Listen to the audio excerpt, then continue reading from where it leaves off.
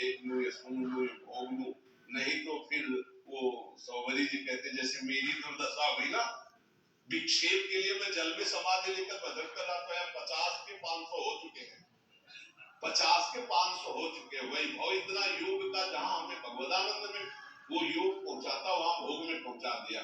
तो संगम तेरेत मिथुन वृत्ति नाम मुमुक्षु, मुमुक्षु को ऐसे लोगों का संग नहीं करना चाहिए जो मैथुन धर्म से युक्त हों, दूरी बना करके अपना दीक्षा आदि के द्वारा जैसे उदर पोषण अपनापन न होने पावे इनसे। संगम तेरेत मिथुनम, संगम आंतरिक वृत्ति भी ना उनको दे पावे, क्योंकि जब कोई हमारी सेवा करता है, जब कोई हमारे अनुकूल चलता है तो हमारी वृत्ति को चुराता है। तो हमारी वृत्ति दो प्रकार से फंसती है, एक रागात्मक एक द्वेषात्मक। ना रागात्मक फंसे न द्वेषात्मक। वही साधु जो बचा ले गया अपनी इंद्रियों को, इन दो वृत्तियों से बचा ले गया, अनुकूलता प्रतिकूलता राग द्वेष, इनसे, इन्हीं से हमारा जो है संसार का चिंतन बढ़ता है।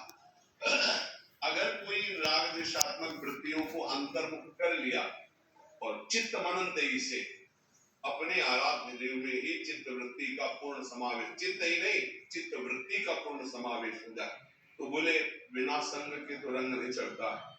तो संग त्याग की बात कही तो संग भी करने की बात कहो, बोले तद्वृत्तेषु युंजीत तद्वृत्तेषु चित्त प्रसंगा, जिनका चित्त भगवत प्रसंग में निरंतर रमण करता है, ऐसे भगवत प्रेमी महात्माओं का संग करे, नहीं तो असंग रहे, एक चरण अकेला रहे, चित्तवृत्ति को परमात्मा में लगावे। और स्मार्ट मोबाइल अगर जेब में है तो विश्व पूरा साथ है, पूरा विश्व साथ है। अमेरिका में क्या हो रहा है, इंग्लैंड में क्या हो रहा है, सब सर्च करके आप देख सकते हो।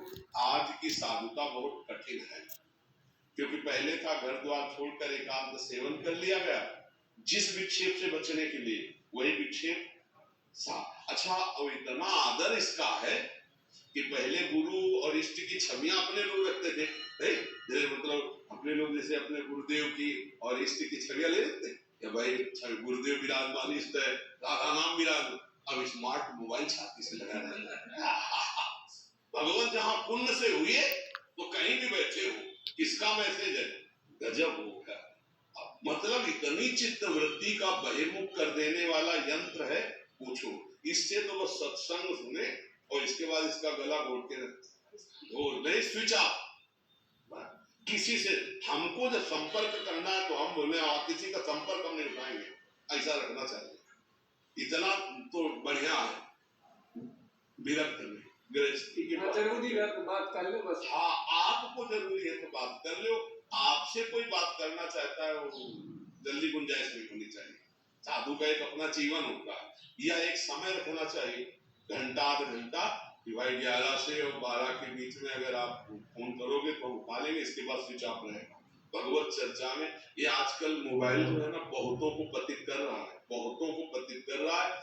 अपने वृंदावन में एक संत भगवान ने शरीर भी पूरा किया इसी बात का। हाँ, तो मोबाइल से गलत गलत देखना शुरू हो गया तो अब वो बहुत पश्चाताप करे पर छूटे ना, नशा है ना, तो फिर उन्होंने अपने शरीर को पूरा कर दिया। तो ये अब क्या मान सच्चा साधु है और वो फिसल गया, अब वो कैसे संभले? या तो सत्संग मिले, देखो हारना तो है नहीं, ये बात समझ लो, हारना नहीं है। अगर हम घुटने टेक देते हैं कहीं तो वीर जब घुटने टेकता है तो डबल बल आता है उसके। ये कहां से कमी हो गई, कैसे घुटने टेक दिए? हम हरिदास हैं, ध्यान रखना।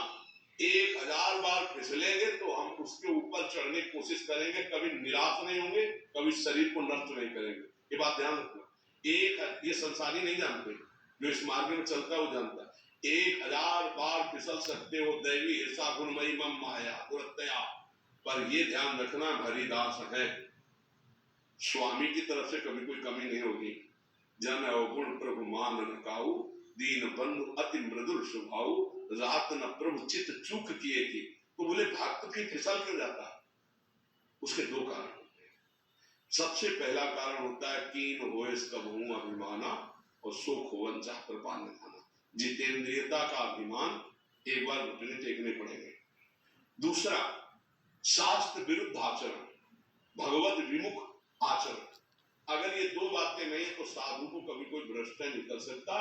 तस्मात् शास्त्रम प्रमाणम ते कार्याकार्यों के तो